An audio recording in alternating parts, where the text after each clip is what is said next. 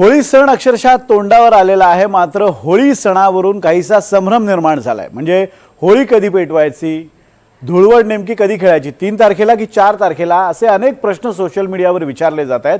आणि याचं कारण आहे होळी आणि धुळवड या 2 सणांच्या मध्ये येत असलेलं चंद्रग्रहण।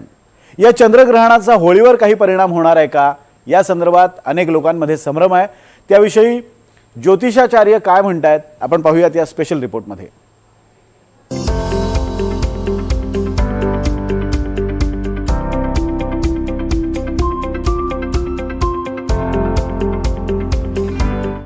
होली कब है होली, गब्बर सिंगचा हा डायलॉग तुफान लोकप्रिय झाला होता।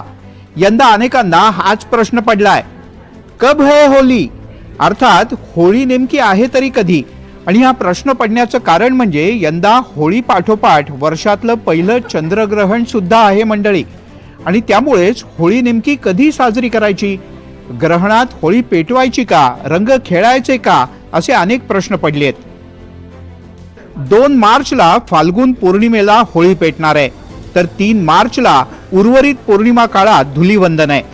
2 मार्चला संध्याकाळी 5:55 फाल्गुन पौर्णिमेला सुरुवात होते। शास्त्रानुसार ज्या दिवशी प्रदोष काळात म्हणजे सूर्यास्ताच्या नंतरच्या वेळेत पौर्णिमा असते, त्याच दिवशी होलिका दहन करणं उचित मानलं जातं। यावर्षी हा योग 2 मार्चला येतोय, त्यामुळे याच दिवशी होळी पेटवली जाईल। त्यानंतर दुसऱ्या दिवशी म्हणजे 3 मार्चला चंद्रग्रहण होतंय। 3 मार्चला ग्रहणाचा मुख्य स्पर्श काळ हा दुपारी असल्यानं भारतात ते दिसणार नाही।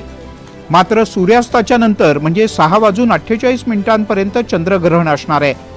या चंद्रग्रहणाचे वेध 3 मार्चला सकाळी सूर्योदयापासूनच सुरू होतात। मात्र याच दिवशी 3 मार्चला दिवसभरात धार्मिक कार्य, पूजा अर्चा करू नये असं सांगितलं जात आहे। तसंच 3 मार्चला दिवसभर रंग खेळू शकतो असं मात्र स्पष्ट करण्यात आलंय। या ग्रहणाचा वेध हा सकाळी सूर्योदयापासून सुरू होत असल्याने आपण या वेध काळामध्ये संपूर्ण दिवसभरामध्ये आपले नित्य नैमित्तिक पूजा अर्चा, अभिषेक, श्राद्ध इत्यादी सर्व धार्मिक कृत्य आपण करू शकतो। धुलीवंदनाच्या दिवशी ग्रहण काळात अन्न घ्यायचं का, याबद्दलही पंचांगकर्त्यांनी सल्ला दिलाय। फक्त या ठिकाणी भोजनाचा निषेध आपल्याला सांगितलेला आहे। तरी परंतु जे अशक्त आहेत, आजारी आहेत, वृद्ध आहेत, बाल आहेत, गर्भवती आहेत स्त्रिया, या सर्वांनी 11 वाजेपर्यंत अन्न घेण्यामध्ये हरकत नाहीये। त्यानंतर मात्र संध्याकाळी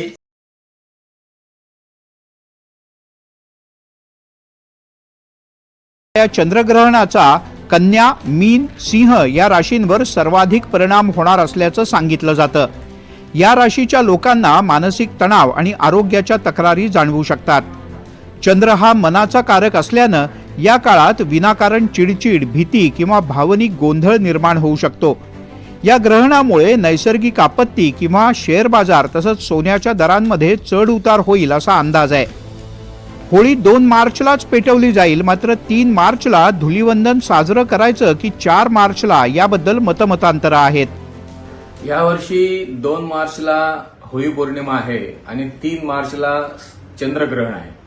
आणि होळी पौर्णिमा ही 2 तारखेला असल्यामुळे ग्रहणाशी काही संबंध नाही। आपल्या संपूर्ण असणाऱ्या नित्य प्रथा परंपरेप्रमाणे होळी दहन संध्याकाळी 2 तारखेला मार्चला करता येईल।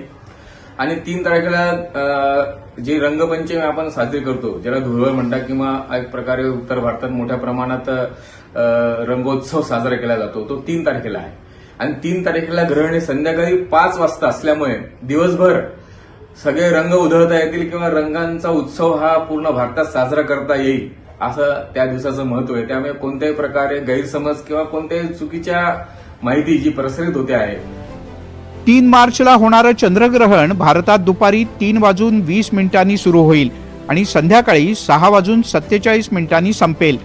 म्हणजे चंद्रग्रहण 3 तास 27 मिनिटं चालेल। या ग्रहणाचा सूतक काळ सकाळी 6:20 सुरू होईल। 2026 मधलं हे पहिलं चंद्रग्रहण 3 मार्चला भारतातल्या दिल्ली, उत्तर प्रदेश, राजस्थान आणि महाराष्ट्रात थोड्या काळासाठी दिसेल। थोडक्यात काय तर 2 मार्चला होळी पेटेल हे नक्की, पण 3 मार्चला ग्रहण काळात धुलीवंदन साजरं करा असं काही तज्ज्ञ सांगतात। तर 3 मार्चला ग्रहण असल्यानं 4 मार्चला धुलिवंदन म्हणजेच रंग खेळावेत असं काही तज्ज्ञांचं म्हणणं आहे. Bureau report, NDTV Marathi, Mumbai.